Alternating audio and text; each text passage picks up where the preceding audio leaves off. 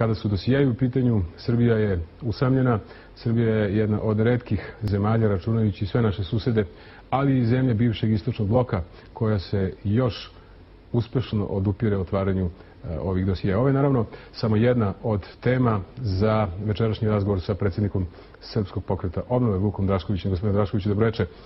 Hvala vam na tome što ste večeras sa nama. Brojne su naravno vaše izjave i ovih dana i ovim godinama koje su iza o opstrukcijama i preprekama da se ovi procesi dovedu do kraja. Šta nakon ovih 10 godina definitivno mislite, gde zapravo vidite pre svega ove otpore?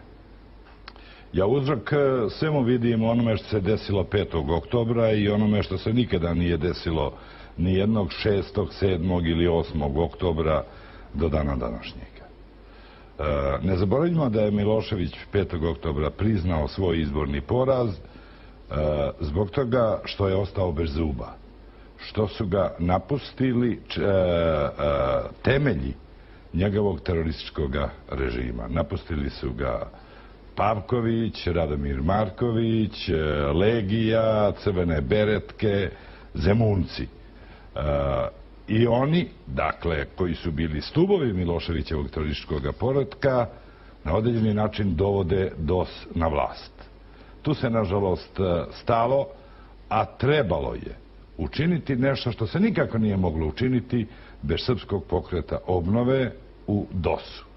A trebalo je pohapsiti sve te Miloševićeve teroriste, šefove službi bezbednosti, rasformirati službe bezbednosti, krenuti u formiranje novih službi bezbednosti, otvoriti tajna dosijeja, krenuti u formiranje, rekoh, novih službi bezbednosti i krenuti u oduzimanje momentalno imovine od ratnih profitera.